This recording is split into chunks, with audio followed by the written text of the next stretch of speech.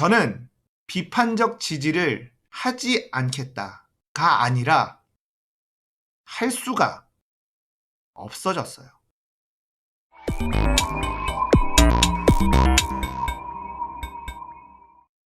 안녕하세요.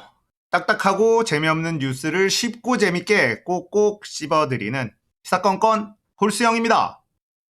자, 이번에 다룰 이야기는요. 제가 비판적 지지를 할 수 없는 이유입니다. 자, 비판적 지지라는 단어, 참 멋있어 보이기는 합니다. 비판할 건 비판하면서 지지를 하겠다라는 말이거든요. 굉장히 합리적으로 들립니다. 잘한 거는 잘했다라고 하고 못한 거는 못했다라고 하면서 지지를 하겠다라는 이 말 너무나 당연하게 들리는데요. 근데 저는 그걸 못하겠다는 얘기예요. 제 채널을 오랫동안 보신 분들은 아시는 분들도 꽤 있으실 텐데요.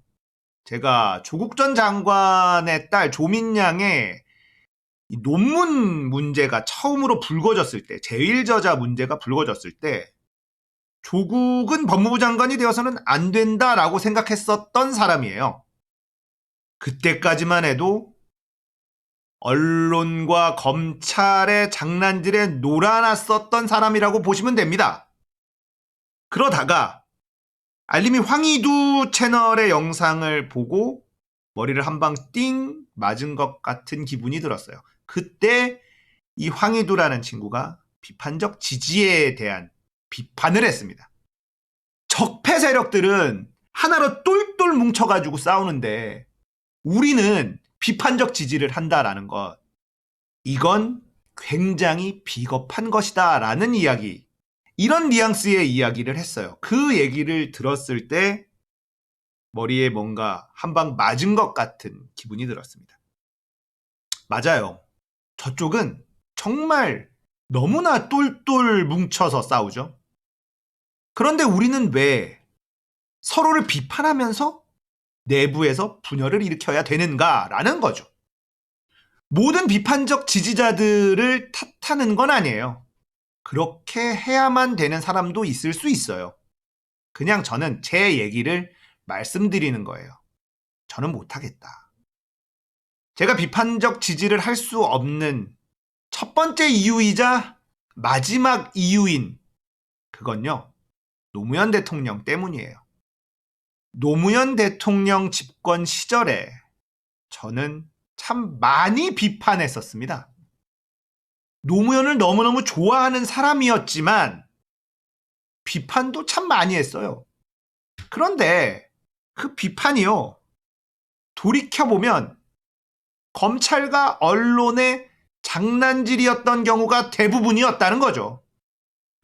그 당시를 돌이켜보면 정말 아무도 없었어요. 낙곰수도 없었던 시절 아닙니까?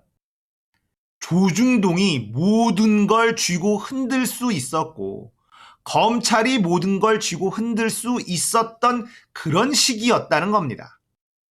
노무현 대통령은 혼자서 검찰개혁 해보겠다고 강금실 법무부 장관을 임명을 하고 검사와의 대화에 나섰다가 수모를 당하죠. 정말 외로웠을 겁니다. 결국 노무현 대통령은 임기 내내 엄청나게 낮은 지지율, 그리고 국민들에게 무시당하는 대통령, 이런 이미지가 있을 수밖에 없었어요. 그럼에도 끝까지 혼자서 싸워왔었던 분입니다.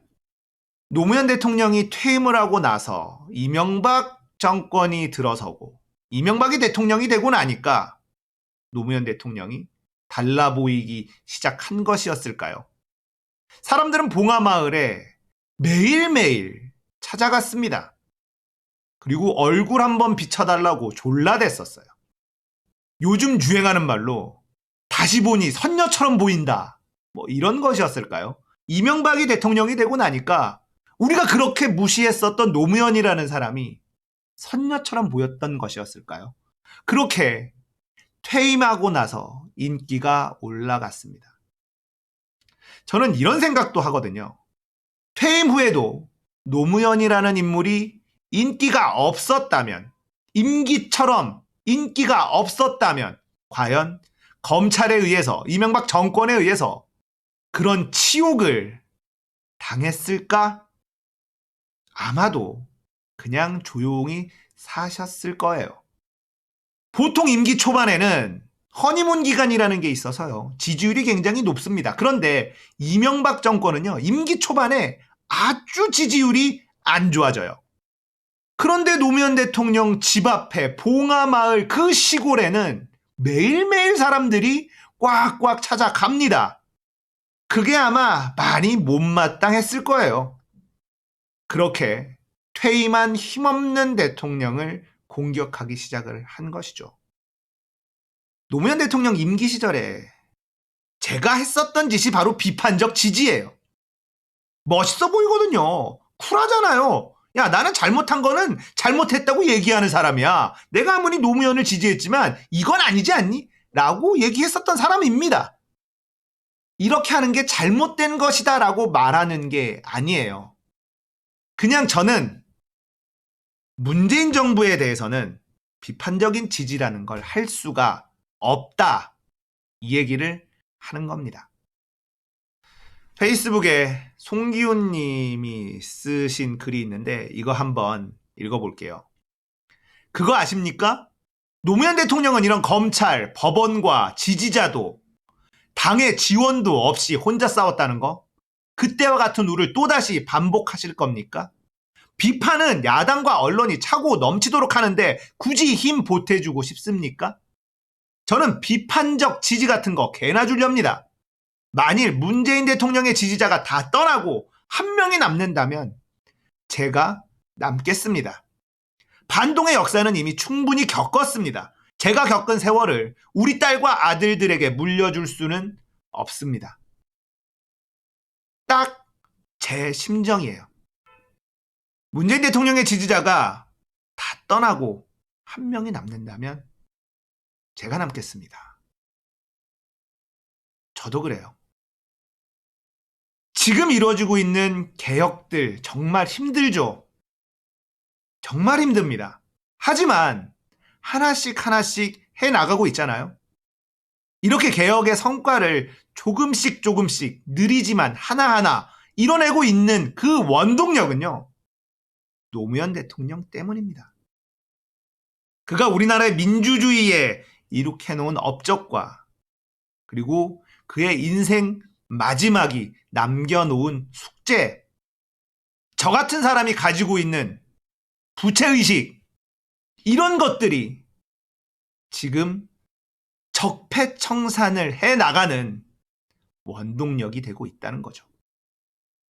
그래서 우리는 지지 않을 거라는 겁니다. 아니, 질 수가 없어요. 지면 안 돼요. 나중에 노무현 대통령의 얼굴을 어떻게 볼 수 있을까? 뭐 이런 생각도 들거든요. 하늘에서도 깨어있는 시민들의 모습을 보면서 마음 편하게 계셨으면 좋겠다. 라는 참 아이 같은 생각을 많이 해봐요. 정치가 썩었다고 고개 돌리지 마십시오.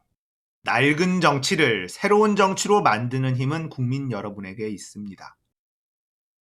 우리 아이들에게는 정의가 승리한다는 역사를, 착한 사람이 이긴다는 믿음을 물려줍시다. 노무현 대통령의 이야기죠. 깨어있는 시민들의 조직된 힘이 민주주의 최후의 보루다 라는 말도 남기셨고요. 김대중 대통령은 담벼락에 다 욕이라도 해라 이런 말도 남기셨죠. 대한민국의 민주주의 역사는 길지 않아요. 하지만 전 세계 민주주의 역사에 기록될 만큼 대단한 발전을 이룬 나라가 대한민국입니다. 피 한 방울 흘리지 않고 기존 정권을 무너뜨린 국민이에요. 오로지 촛불 하나 들고 부도덕하고 무능력한 정권을 끌어내린 나라입니다. 전 세계 민주주의 역사에 없어요. 아예 없습니다. 민주주의는 피를 먹고 자란다라는 말이 있을 정도예요. 그만큼 기득권을 뺏어오는 것, 기득권을 이 세력들에게서 국민의 품으로 돌려주는 건 엄청난 대가를 치러야만 가능했었습니다. 하지만 대한민국은 촛불로 정권을 끌어내린 역사가 있는 그런 나라예요. 자, 지금 적폐 세력들의 저항이 너무 거세잖아요. 정경심 교수는 감옥에 들어가 있습니다. 왜 들어갔을까요? 남편이 법무부 장관을 하려고 했었기 때문입니다. 조국이라는 사람이 법무부 장관 안 했으면요, 이런 일 없어요. 안 일어났을 겁니다. 검찰개혁을 하려는 조국이 법무부 장관이 되어서는 안 된다. 이게 검찰의 생각이었고 그렇게 해서 공격을 한 겁니다. 정경심 교수의 판결, 선고를 내리고 나서 재판장은 정경심 교수에게 소감을 물어봅니다. 소감을 물어봤어요. 4년이라는 말도 안 되는 중형을 내려놓고 소감을 물어봤어요. 선고를 하기 전에 물어본 게 아니에요. 자, 4년 내렸는데 맛이 어떠니? 이거 아닙니까? 사람이 아니에요. 4년에 벌금 5억, 선고 때린 다음에 기분이 어떠냐고 물어봤어요. 악마입니다, 이들은. 저는 비판적 지지를 하지 않겠다가 아니라 할 수가 없어졌어요. 제가 얼마나 어리석었는지, 그것 때문에 얼마나 많은 사람들이 힘들었는지를 알게 된 이후에는 이제는 할 수가 없어졌습니다. 자, 오늘은 비판적 지지에 대한 이야기 해봤습니다.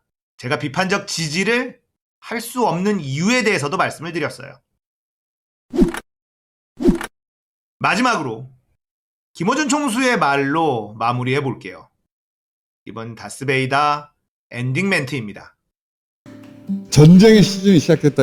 세상은 작용이 있으면 반작용이 있고 그 결과로 나아가는 건데 이제 중요한 게 이 반작용을 되받아 칠 수 있느냐 못하냐 이게 중요합니다.